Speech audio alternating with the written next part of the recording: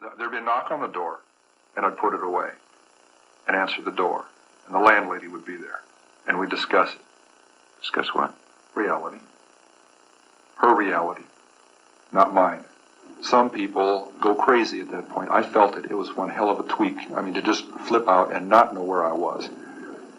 To be walking up the stairs with a camera bag that belonged to a young woman that had her severed head in it. Walking up to my apartment, past a happy young couple coming down the stairs who nodded and smiled at me as they went by. Good evening. And they're going out on a date where I'd love to be going. And I'm aware of both of these realities, and the distance between those two was so dramatic, so amazing, so violent, that really, I could feel the wheels squeaking inside. Mind somehow, and I'm saying, wow.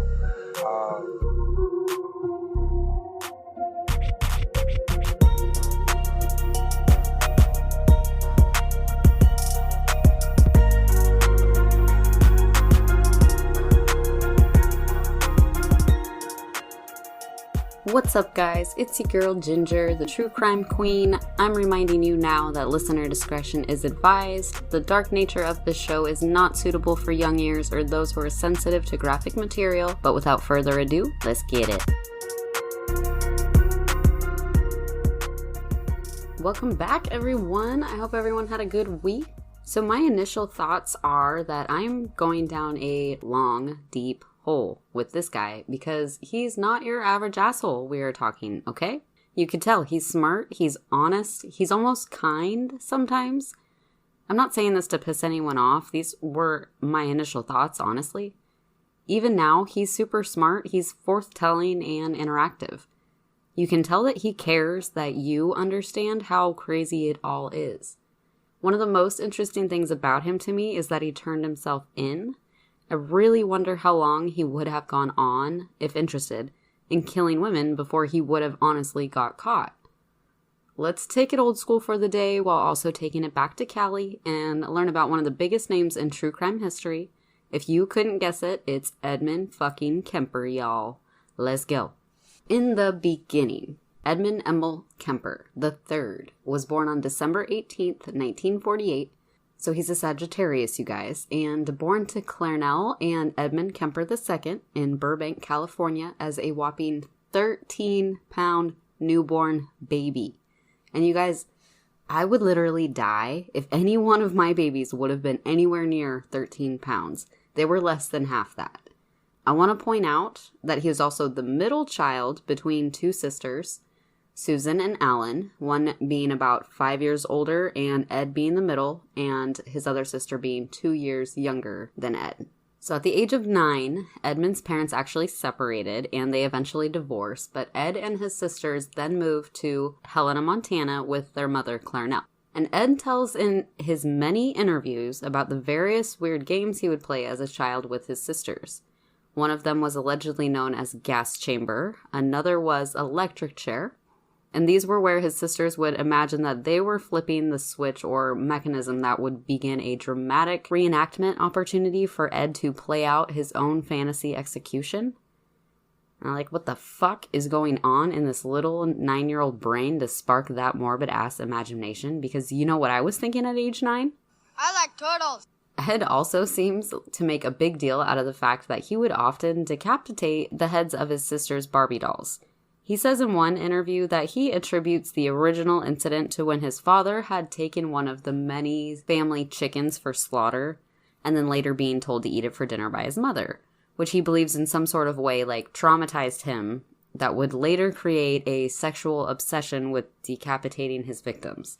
Personally, I think the majority of little boys with a sister have probably popped off their Barbie's head at some point. So it's hardly something to brag about, Ed, and I wouldn't rush your kids to a psychiatrist right away if that's the case. Ed has spoken of 2 different instances where he allegedly had some near-death experiences, though. He mentions that one time his sister had attempted to push Ed in front of an oncoming freight train when he was very young. Then later, one of his sisters actually pushed Edmund into a deep part of a pool where he claims to have almost drowned because he couldn't swim. Now, I don't know about you guys, but now I'm also totally side-eyeing the fuck out of Ed's sisters, because that shit is just as scary if we're talking possible childhood red flags for future serial killers, wouldn't you say? Ed has also described the bedroom he had to sleep in while growing up during one of his many interviews. He recalled that towards the end of the night, his sisters would proceed upstairs for bedtime when he had to go to sleep downstairs in the cold, dark basement. He feels as if they were allowed to go to heaven while he was being banished to a, sort of hell. He also explained that the reasoning that his mother had this recurring fear that Ed would actually end up molesting or raping one of his sisters had he slept anywhere near them. He said this was all about before age 8, too. So imagine little, well, probably large Ed, opening the basement door, peering down the dark stairway into a creepy basement, probably making every single stair creak as he walks down them because he's so fucking big. He said he would have to run and turn on the only light bulb when he got down there, which was probably the most frightening part about it. Never mind the actual rats he would hear crawling around the walls at night, he said. He ended up hating his mom over this, and to be honest, that does kind of sound shitty as hell, even for a boy, especially as young as 8 years old. Do you want the steps on creating a serial killer? Because you might want to take a page out of Clarnell Kemper's parenting book. Next, at age 10, Kemper admits to burying the family cat alive, and then successfully lying about it. He decided that he would later dig it back up, and then use its skull as a totem on the end of a stick. And how creative is that, right? Wrong. That's abso-fucking-lutely terrifying, to be honest. So when his family then replaces Little Whiskers or whatever, which Ed had said ran away or some shit, he actually kills the second cat when he feels like it likes his little sister more than it likes him. He did, in fact, also lie about Little Whiskers number 2, but his mom apparently found some pieces of it that he had decided to keep in his closet after he decided to run away to his father's home. And you guys, if I ever find animal parts in my child's closet, that's when I'm going to be taking him to the psychologist's office, you guys. Straight there. No stopping. Ed confessed to his younger sister at one point that he had developed a little crush on one of his school teachers, and to which she dared him to kiss her if he liked her so much. Apparently, he said, well, if I kiss her, I'd have to kill her. And this was reportedly around age 11, and I think we could all agree that boys at 11 and 12 are, absolutely the weirdest creatures of all time, and obviously, it is morbid. But I would argue that Ed said it probably just to creep his sister out. You could even argue that maybe, at this young age, Ed's mom might have already instilled that he would be unlovable. She reportedly did for much of Ed's upbringing. So it's possible Ed really did feel like this because that's how his twisted little 12-year-old mind reasons he would ever get to kiss a girl since his mom's telling him that. I'm not really sure, but it's something to think about, though. His mother and him apparently did not get along well at all, and she was described as a bit of a bully almost, and she had quite the nasty habit of picking on Edmund. He thinks because he reminded her so much of his father, whom she also hated. He says she would often tell him that no one would ever love him and call him a real weirdo. But where's the lie, though? And constantly, she would call attention to his size. And you know what? She wasn't a small lady either. She was super tall too. So they were probably all damn near elephants in that house. I mean, the guy himself is almost 7 feet tall, for crying out loud.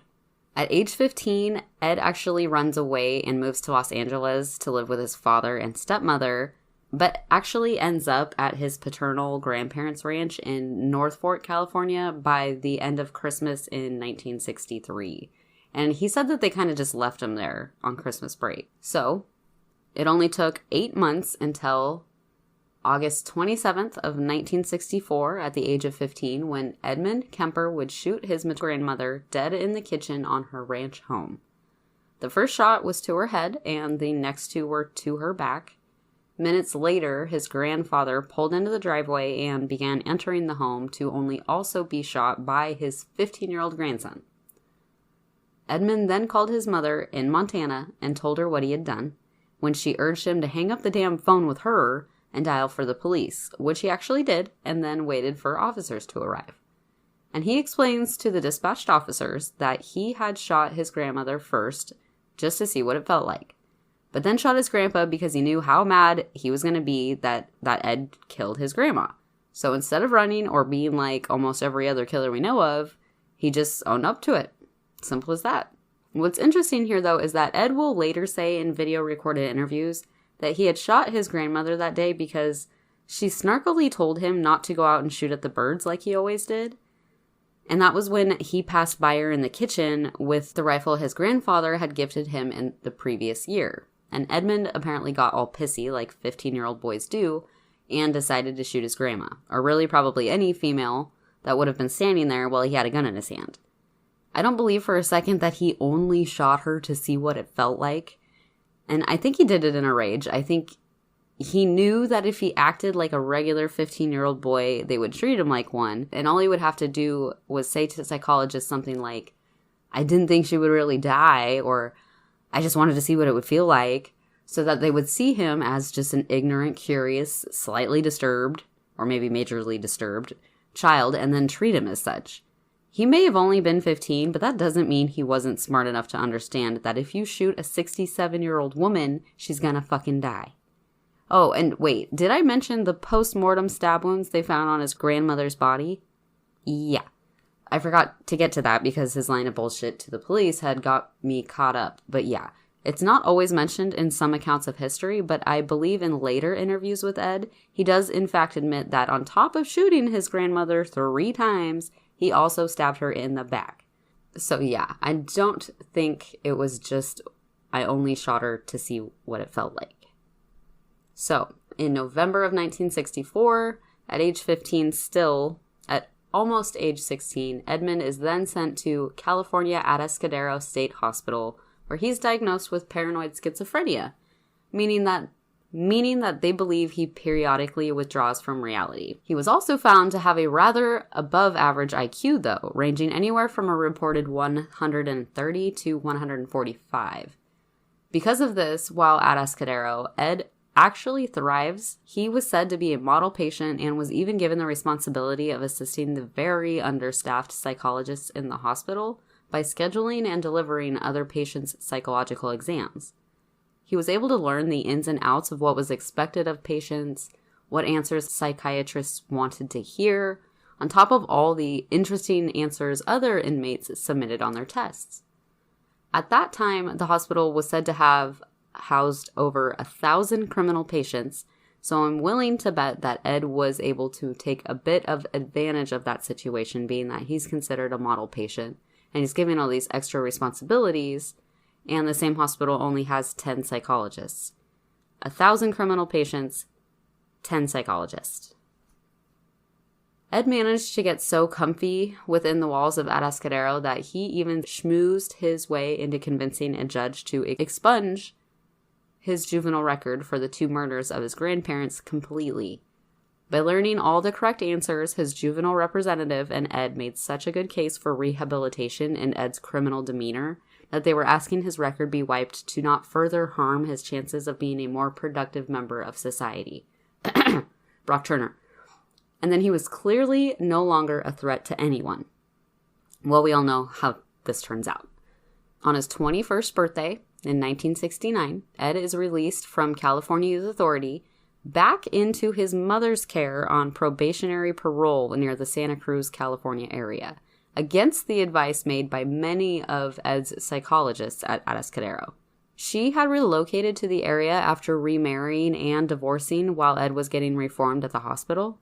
Ed actually says in one interview, I believe it's the 1984 interview, that his mom would go through men like a hot knife through butter.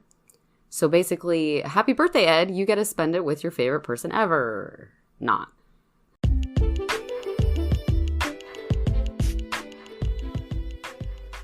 If you haven't heard about Anchor, it's the easiest way to make a podcast. Let me explain.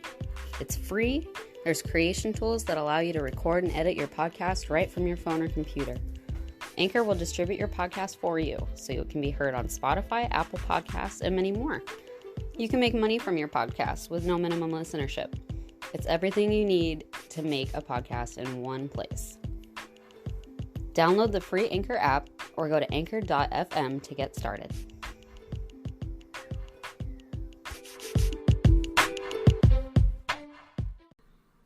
Now, you'd have to keep in the back of your mind that Ed is one big guy. He's 6'9", 200 pounds, easy. He's just spent years 15 to age 21 within a mental hospital where he wasn't spending his time with, your average teenage peers. He's hanging out with convicted mentally ill criminals. When he's released back into society, he really has no prior experience with like girls or dating or the social scene or like any of that. And before it was dubbed the murder capital of the world, the Santa Cruz area during the early 1970s was a poppin'-ass place, y'all. They had just started implementing the co-ed college institutions where boys and girls could now attend college together rather than the normal boys-only, girls-only type schools. The hippie era is brewing up. Many young men and women are flocking west for that California dreamin' lifestyle. Volkswagen buses and flower crowns just everywhere. Taking rides with strangers wasn't widely considered one of like the most idiotic things that a young woman could do at the time. So picking up hitchhikers innocently would be how Ed learns how to interact with people, how to read their body language, all the hip lingo, and give him exposure to new people at his convenience at the same time. Edmund actually had also sparked an interest in even being a police officer, and apparently when he went to apply, he found that he was technically too tall to be on the force, which I didn't even know was a thing. Seems like you'd want the big guys, but maybe that's what they just told him because they didn't want to work with him, to be honest. I don't know. Ed did manage to land a job at the California Department of Highways, so he would often drive all over the Bay Area in his newly purchased 1969 Ford Galaxy after receiving a settlement after being in a motorcycle accident, allegedly. And those particular models of Ford Galaxies happened to be what the actual cops in some of these areas were driving, so he was driving a cop-style car while sharing rides with hitchhikers.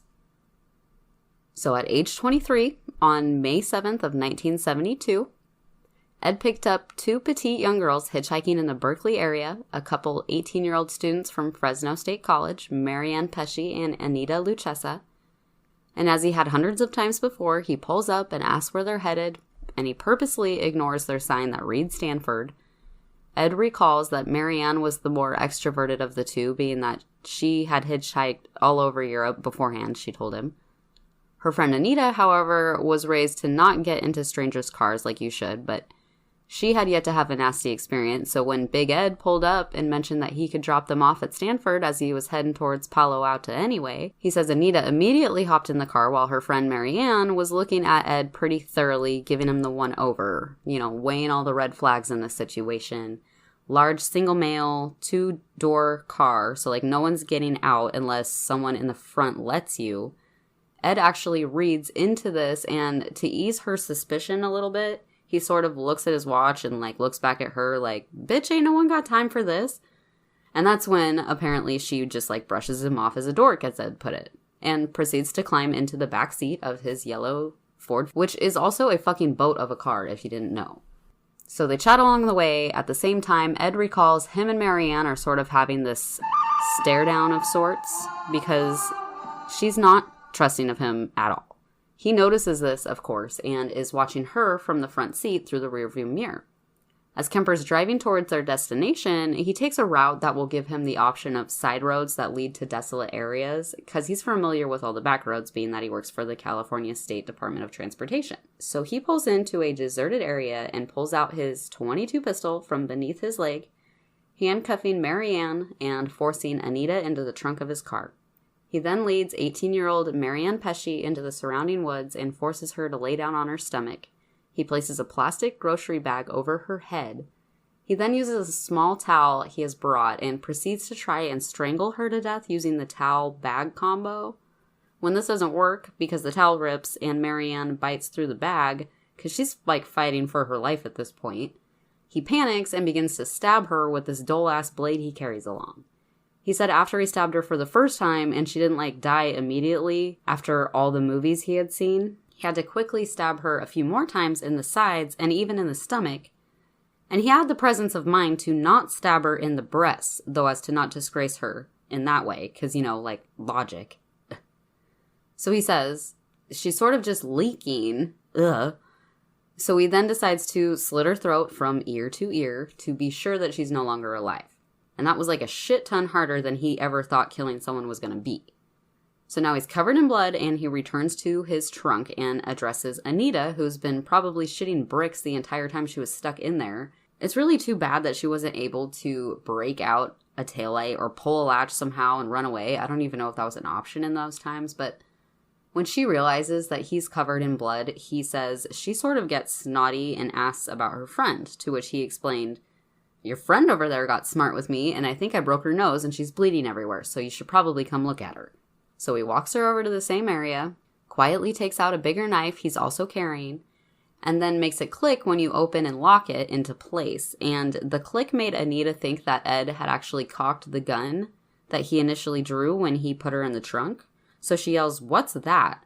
And he quickly has to stab her to death before she can even realize it wasn't a gun that he had cocked. He then conceals both of their bodies within the trunk of the car, closes it up, and reaches into his back pocket. And when he doesn't find his keys there, he begins to panic that he had locked them in the trunk of his car with the freshly stabbed bodies of 2 young girls. So he sort of like runs away from the scene like a fool, and that's when his .22 pistol falls out of his waistband. And that's when even he realizes that he's acting like an idiot. He takes a second to collect himself and finds that he put his keys in his back pocket, which he apparently never does. And so after regaining his composure, he then proudly heads back to his apartment where he can begin his real fantasy. He said in interviews that killing wasn't the goal for him, it was the control that he had of their body and spirit after he claimed their life. When he arrives home, he later brings Marianne inside his apartment, undresses her, decapitates her, dismembers her, all in one evening. He does the same with Anita's body. He's choosing carefully to dispose of their body parts separately from their heads. He then buries their bodies in an area and ends up tossing their heads into a deep ravine. Only Mary Ann's skull has ever been recovered, and that was about 3 months after she's been murdered, and was identified by comparing old dental charts, but nothing of Anita has ever turned up despite Ed taking police back to the area he buried their bodies in. An entire 4 months will go by before Ed picks up little 15-year-old Aikuku, who had decided to catch a ride with Ed after missing her bus to dance class in San Francisco. Aikuku was a Korean ballet dancer who had been waiting for the bus but opted for the ride with Ed when he pulled over after he saw her waiting alone. When Ed gets to her location, he proceeds to drive right past, and that's when Aiku then starts to realize the mistake she made. He quickly pulls out his pistol and instructs her that he's actually on his way to commit suicide, and as long as she didn't make a sound or cause a scene while driving through town, he wouldn't harm her. So that's when they quietly drive to her fatal location. And that's when Ed even admits that during this particular incident with Aiku, he actually locked himself out of the car when he stopped to get out. And this poor little girl, I'm sure petrified, didn't even think to use the gun that he had left in the car or that she could actually possibly drive away. But instead, she allowed Ed to convince her to let him back inside the car. His last murder went a lot messier than he had wanted, so this time he tried a lot harder to keep it clean. Upon their final destination, he had covered her mouth with tape and then forced his fat fucking fingers into her nostrils so she wouldn't be able to breathe. And that obviously caused her to pass out, but she quickly awoke again, and it kind of spooked Ed. So he had to once again try to smother her in the absolute worst way I could possibly imagine, with his 2 dirty-ass fingers jammed in her nose for a second time. This time she would never wake up. He then pulled her out of the car and attempted to have sex with her body, but I've heard that this was unsuccessful, probably because he's paranoid that she's going to wake up again, but because he then made sure she wouldn't wake up again by strangling her for a 3rd time with the scarf she was wearing when she got into the car. He then put her 15-year-old body in the trunk of his car and headed for the bar for a couple beers. Before entering the bar, he said he actually opened up his trunk right there in broad daylight, sort of basking in his prized kill, Ed describing it as admiring my catch like a fisherman. He knew he'd never be tied to her disappearance, and his plans had worked much better the second time around, being that he didn't have to stab her in the process. And what's weird about Ed is that he said he didn't like the killing part as much, but the control he has with your body after you're fucking dead, y'all. And it's been said many, many times that Ed frequents the jury room, and it's a local bar near where the off-duty officers also frequent. He's known as Big Ed to the cops around town that know him, and he was determined to make himself what he calls a friendly nuisance to them so as to not become suspicious, but while also gaining little tidbits of insight from loudmouth officers who would chat about the investigation every so often. He said he'd talk about anything and everything to them, but really he was just waiting for details that would slip that he could derive information from. He knew not to be too nosy, and he also knew not to attend the memorial services of any of his victims, even if he wanted to. So when he leaves the bar, he returns to his apartment with Aiku in his trunk. He brings her inside and does his normal routine: decapitation, dismemberment, then acts of necrophilia, actually. This time, Ed makes sure to also keep the hands along with the head so that they're the most identifiable parts of the body, disposing them all in separate areas, and little of her remains have ever been found as well. Her parents originally reported her missing. The police had no idea that her disappearance would ever be connected to the various body parts that are now beginning to be found around the Santa Cruz area. Ed has revealed that in his many occasions of mingling with hitchhikers, oftentimes the young women he would pick up would bring up the topic of the rumored killer that's chopping people and throwing them into the ocean. He says they would sometimes compare notes and theorize on what the killer might look like or act like, and he also added that when someone would bring this specific topic into conversation, it was practically their ticket to life again, as they were pretty much gambling with it by merely entering his car. His exact words were, "I couldn't touch that with a 10-foot pole," which means to me that he was pretty privy on, will sometimes do a sting operation to catch their criminals. Most likely something he picked up watching all the cop shows he loved to watch so much. He feels as though he picked up a lot of his insights from old television shows and novels, which would attribute to why he feels he was able to go undetected for as long as he did. Another whole 4 months will go by before Ed takes the life of 19-year-old Cabrillo College student Cindy Shaw. Ed had just purchased a new pistol that very same day in Watsonville, California, and later picked up Cindy on a day that happened to be raining, so she gladly accepted his offer for a ride when he noticed her thumb hanging out as he drove by. They drive a little ways before he actually pulls out the new Ruger and forces her into the trunk of the car, where he then just executes her right then and there. He shuts the trunk and heads back home, where he had just moved back in with his mother, Clarnell. He waits for her to leave for work the next day, brings her body into his bedroom where he has sex with her body, and proceeds to use his mother's bathroom to dismember and decapitate her, only this time making sure to retrieve the bullet within her skull. Oddly, he had opted for burying Cindy's head within his mother's garden area facing the bedroom window, and we've all heard the joke he makes about his mother always wanting people to look up to her. But he's also said that he would often go and talk to Cindy through the window, sort of like a girlfriend or a wife that he wanted someone to talk to. He then disposed of her body parts, again within plastic bags but off a cliff, and then went to dump her clothing at a nearby laundromat, hoping that they would just get stolen or end up burning in one of the dryers that he left them running in.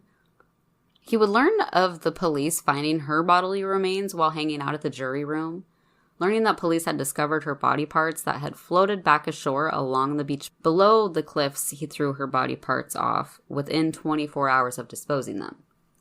And because of the accumulation of body parts being discovered and additional female students being reported missing, police would then begin strictly advising those prospective hitchhikers should remain cautious to accept any rides from those who don't have a student sticker in their window, being that a majority of the discovered body parts had been those of students that have been recently reported missing in the last few months. It turns out, however, though, that Edmund would actually have one of these University of California stickers because his mom is a staff member at the university some of the same students were disappearing from.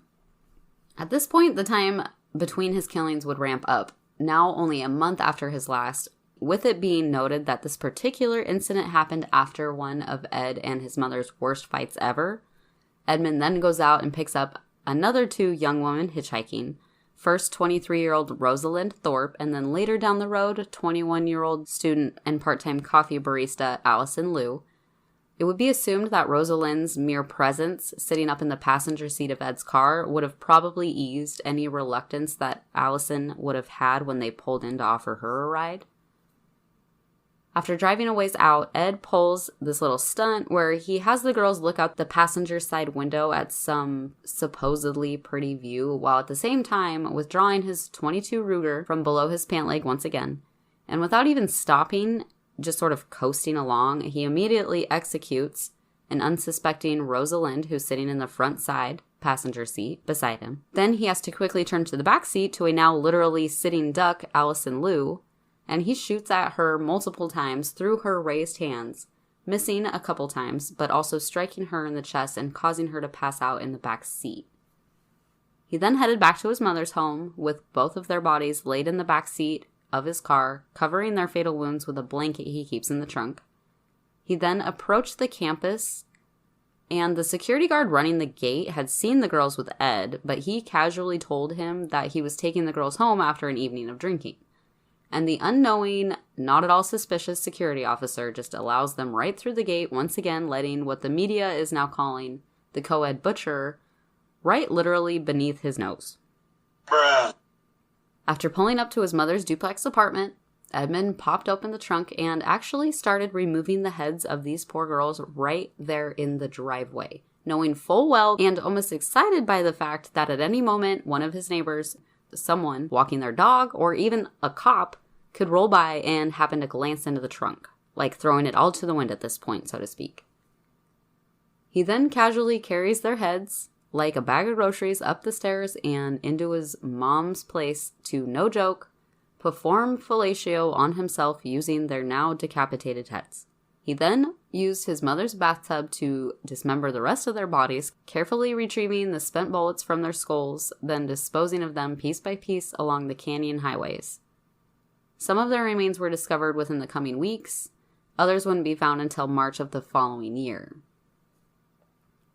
And this one is going to surprise the shit out of you, but Ed even managed to pick up a girlfriend turned fiance at about this time in his life. Not much has been said about her, except for the fucked up fact that she was actually a 16-year-old high school girl. And remember, he's 21, 22 at this point. But if you don't know the rule about dating young people, it's always half your age plus 7, you guys. Ed was 21, so half of that is almost like age 11. But then you're supposed to add 7 more years to make it 18, which only proves my fucking point almost exactly that 16-year-olds should not be dating 21-year-olds, but whatever, you guys, you do you. This was 1969, I suppose. Being that she was a minor, her parents pleaded with the media and investigators that her name never be disclosed, and she was taken out of the school after the news of Ed's brutal crimes have surfaced. Next, in April of 1973, though, sheriffs had become aware Big Ed had recently purchased a firearm. But he cannot legally own one due to his previous criminal history, even though it's been expunged. Ed actually dismisses this incident in his 1984 interview, and in it, he says that when the junior deputy showed up, Ed wasn't exactly sure which gun, because he had multiple at the time, that the officer was inquiring about. So he had to slyly ask in a way that wouldn't tip off to the cop that Ed actually has a few illegal guns in his possession, on top of a very few obvious student ID cards and book bags that have probably been reported missing along with the girls that he's murdered. So he cheerfully goes, "Yeah, quite a little gun, isn't it?" And the cop has to go, "Boy, a .44 Magnum, I hope so." Which was exactly what Ed was hoping to hear, because so far he'd only used the .22 on these women. This meant to him that they weren't onto him yet, and they weren't onto his illegal .22. Which still likely triggered Ed into paranoia that the police were onto him, though. He will go back and forth on that in discussions, and sometimes he believes the cops were just messing with him for a period of time. I sort of think this is probably his schizophrenia coming into play, honestly, and that's why it's not always told the same way, how or why he came to surrender. But moving on, there were 2 girls that Edmund has spoken about that actually slipped through his big old fat finger somehow. He says that at the time, he was actually sort of challenging himself to not kill again. So he would pick up hitchhikers and see if he could just quit killing cold turkey, sort of like it's like cigarettes or some shit. He happened to pick up 2 young girls holding on a sign to Stanford that actually took him right back to his first thrill hitchhiker killings of Marianne and Anita. Like straight up deja vu vibes. They look the same, they're wearing the same clothes, all that shit. He was tripping out on how similar the situation was. And what actually saved their little asses was the fact that Ed was in a way sort of turned on by the fact that these girls were clearly not trusting of Ed, despite her friend convincing her to get in Ed's back seat for the ride to Stanford. Ed says that as they're driving along, they had this intense-ass stare-down of the century, and he's looking in his back mirror at her, and she's got eyes locked on his goofy ass with her the entire time. As they're driving along, and the girls suddenly realize that he's not going the route that they wanted, and they start freaking out. Ed, though, was actually trying to keep them calm because he was actually driving the correct way. The girls had just gotten mixed up in, like, the jungle of highway exits in the area. So he begs for them to chill out and just trust that he's not kidnapping them, and that they would soon see that he was in fact going the correct way. Not only did he not want them to cause a scene and have him pulled over, but he knew if he just drove the way they were insisting, his urge to kill them would overwhelm him and they would end up dead. So to be right and prove that he wasn't a killer to himself and to them, he drove them right up to their school's front steps, to which they flew out of the car so fast you would have thought that shit was on fire or something. But Ed says that he hopes that those girls, wherever they are, didn't continue hitchhiking after the scare he gave them, unintentionally even.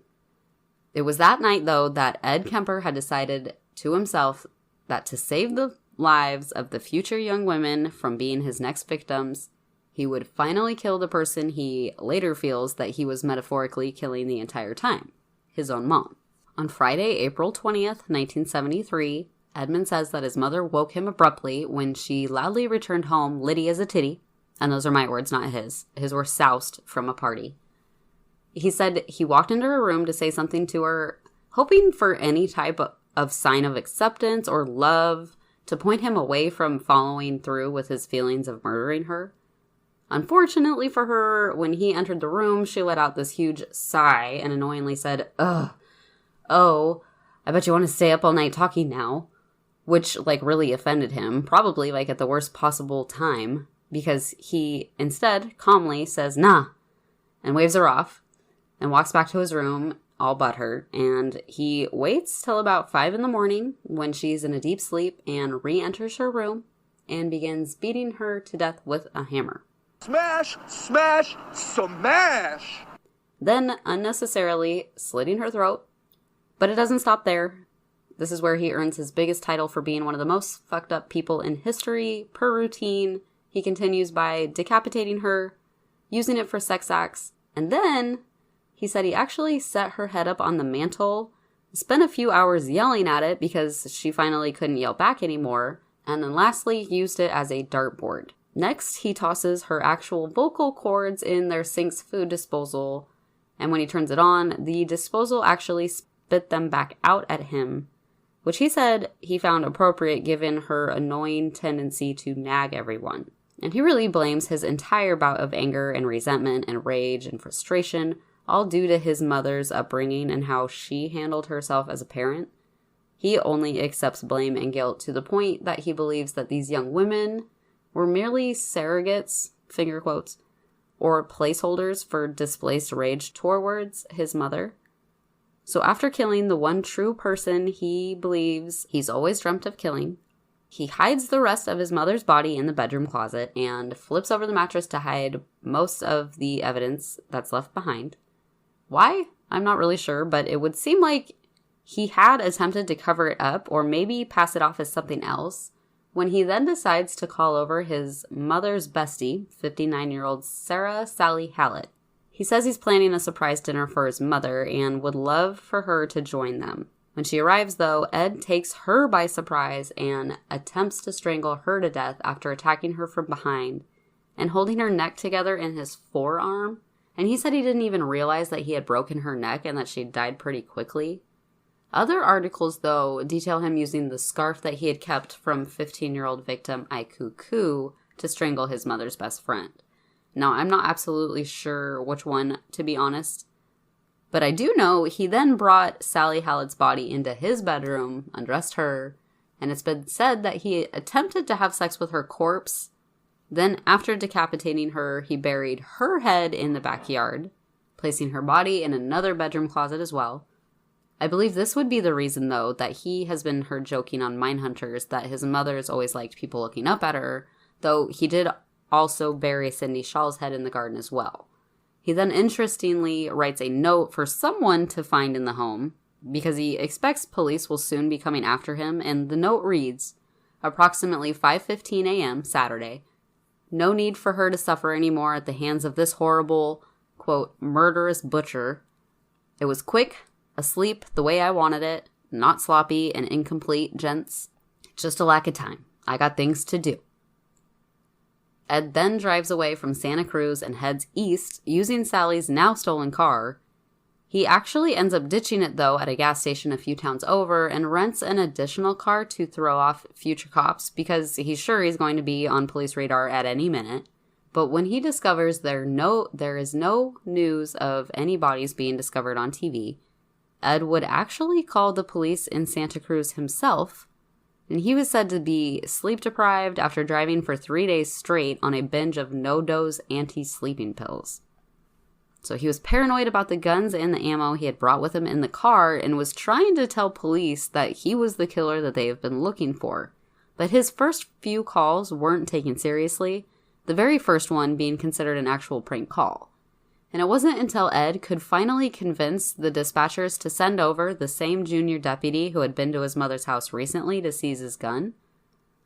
So when this same junior deputy comes and finds what appears to be blood and hair within the bedroom closet door of his mother's apartment, they do send out a bunch of officers to retrieve Ed over 1,000 miles away in Pueblo, Colorado, where he legit, again, waited patiently to be arrested and then confessed to all 8 murders with excruciating detail. He was then arrested on April 24th, 1973 in Pueblo, Colorado, and at age 24, he was immediately taken back to California where he would await his trial. On May 7th of 1973, just a couple weeks later, Edmund Kemper III is indicted on 8 counts of first-degree murder of Marianne Pesci, Anita Lucchesa, Aiku Ku, Cindy Shaw, Rosalind Thorpe, Allison Liu, his mother Clarnell, and her best friend Sally Hallett, in addition to his paternal grandparents Maud and Edmund Kemper. Remember, Ed is the third, so his grandpa was the original Edmund Kemper, actually, but you know what I'm saying. So Ed's actual recorded confessions are played out loud in trial for everyone to hear, including the victims' families. And his confessions were so well articulated and detailed that Ed left his own defense literally nothing to work with besides a plea of insanity, which would also be disproven at like every attempt there as well. 3 separate court-appointed psychiatrists each determined Edmund Kemper to be legally considered sane. No matter how brutal his attacks may have been, they were not a result of possible insanity. On November 1st of 1973, Edmund Kemper took the stand at his own trial and testified on his own behalf that his victims were to become something like his own personal possessions once he had taken their life. The only way to have them was to murder them, and he would argue that a legally sane person would not feel like he could spiritually own someone by murdering them.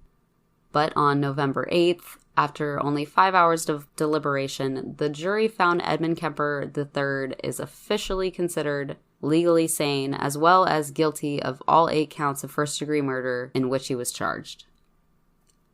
There was actually an interview done with a Miss Marge von Beraldinger just hours after he was convicted of the first-degree murder on 8 counts. His sentencing was scheduled for the day after this interview, so truthfully, this was going to be what he would imagine was the last time he'd be able to communicate with someone on the outside. And this particular reporter had been covering the entire investigation, trial, and now soon-to-be sentencing of the co-ed butcher.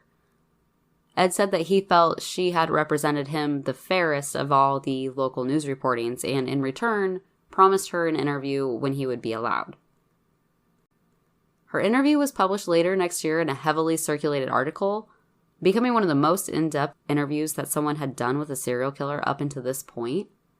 She had the meeting with him at the jail he was being held at during trial, and only figured she'd end up with him for maybe an hour, But it turns out she spent 5 fucking hours in that bitch with one jail guard on standby with this 6'9" Andre the Giant type motherfucker. Now that's some fucking dedication on her part, I personally think. Anyways, her takeaway from the interview covered how Ed seemed like he was internally jelly about his dad's other family and being discluded from that. She said he often displayed deep resentment and hatred for his mother, though at the same time her words were he would be quick to find the humorous side of things. She iterated that what started as friendly ride sharing, merely just learning how to interact with people his own age, quickly turned into Ed accumulating these dark sexual fantasies with the young women he would meet. And these dark sexual fantasies often included rape. In some weird way, I think he felt like the only way he would ever have sex with a woman would mean having to rape them, totally skipping over the social norms of, like dating and marriage, or even a little no strings attached. With that being said, though, Ed said he learned all kinds of tricks of the trade from other criminals that were being treated, finger quotes, at the Atascadero hospital during his late teenage years.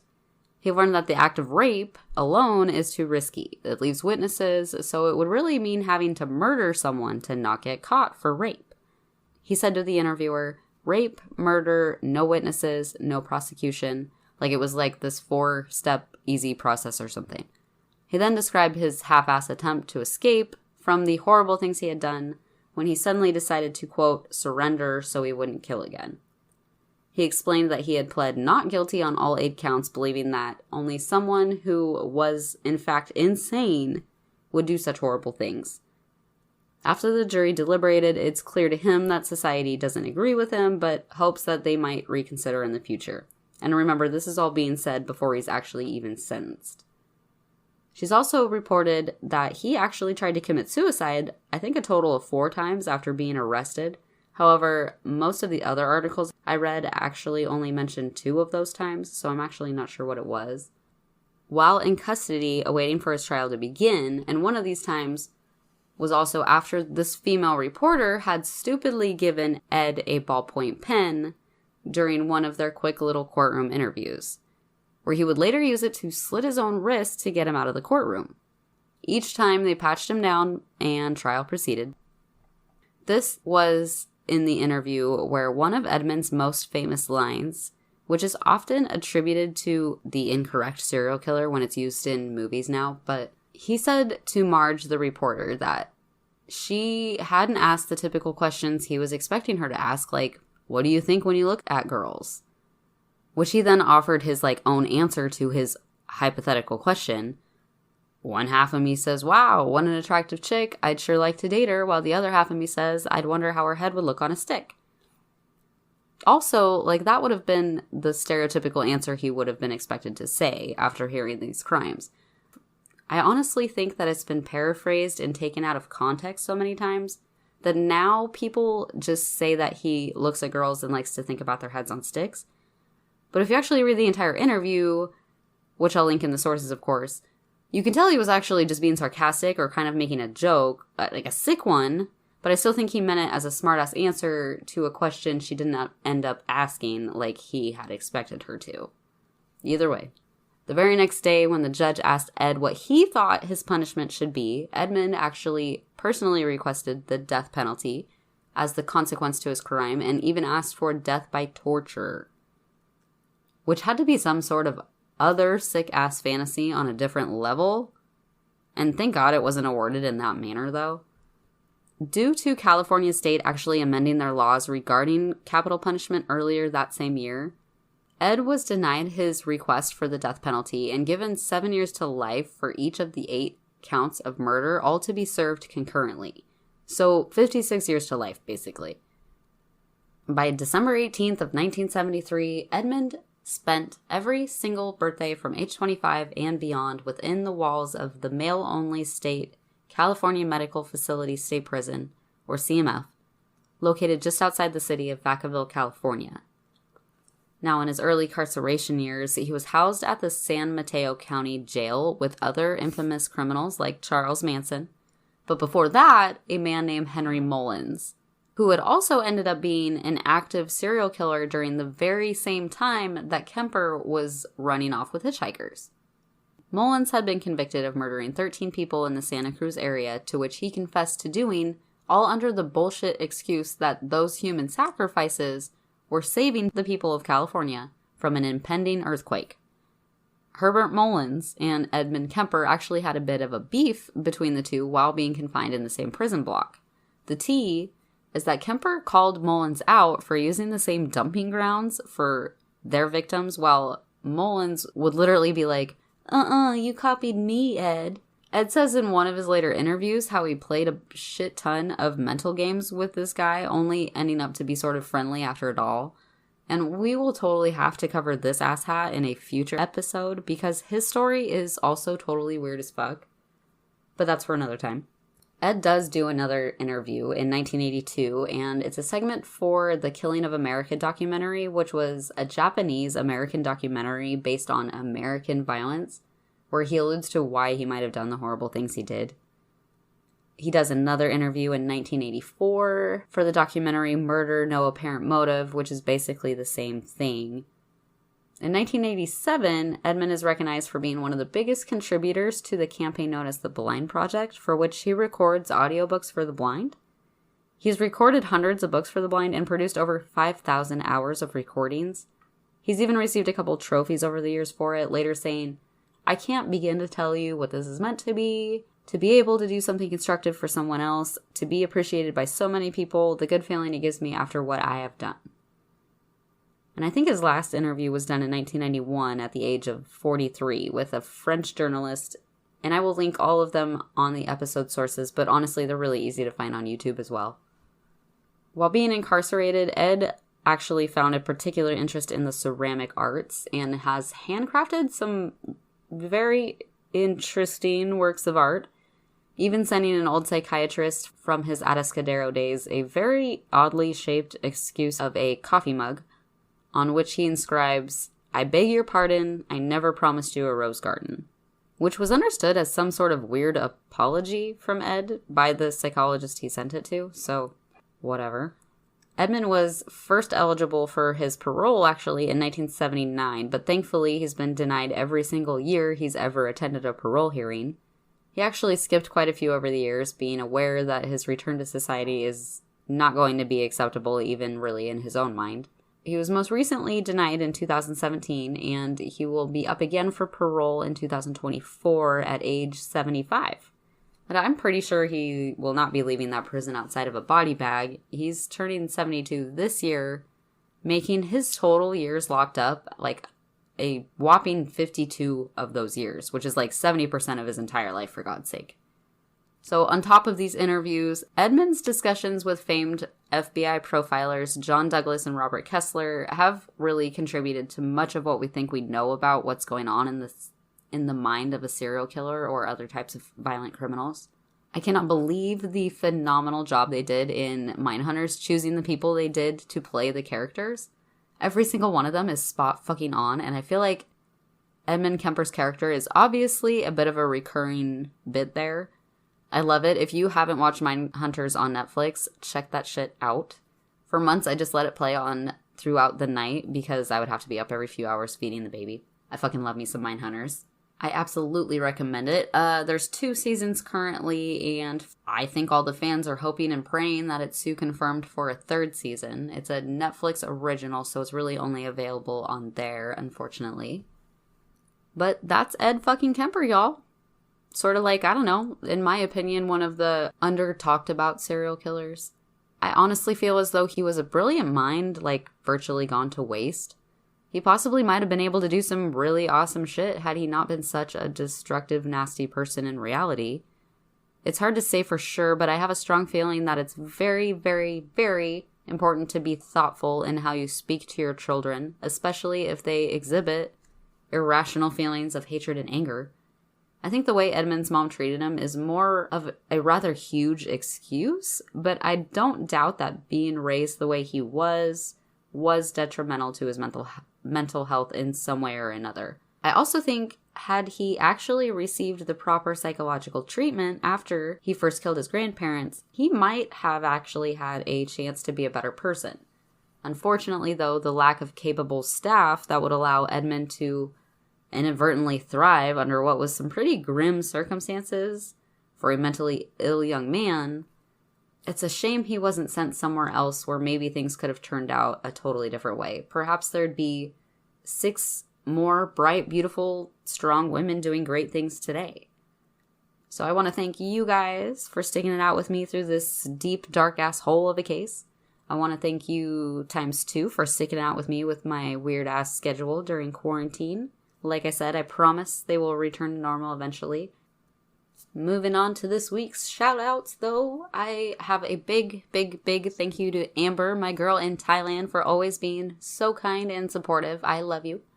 Also, I think another thank you is in order to Ryan here in Washington for continually being a monthly supporter of your girl, the True Crime Queen. It's very, very appreciated, Ryan, and we definitely need to make that BTK episode whenever quarantine is over, so we're getting in that for show.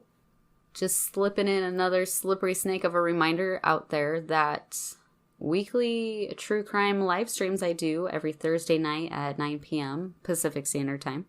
You can easily find it on the Facebook page or using the new Get Vocal app, which is like Twitch for podcasters. So grab yourself some tea or a beer or like fucking tacos and come chat with me on Thursday nights. And as always, my loves, stay safe, lock your doors, please wash your hands, call your grandparents and check in on them. Keep the love going, you guys. There's a light at the end of this long-ass weird quarantine tunnel. That was the tea on Ed Kemper. I hope you guys enjoyed my rendition of the story, and if so, please tell all your creepy-ass friends about it. You can find the sources I use in the episode in its description. You can find me slinging those memes on Instagram at True Crime Queen.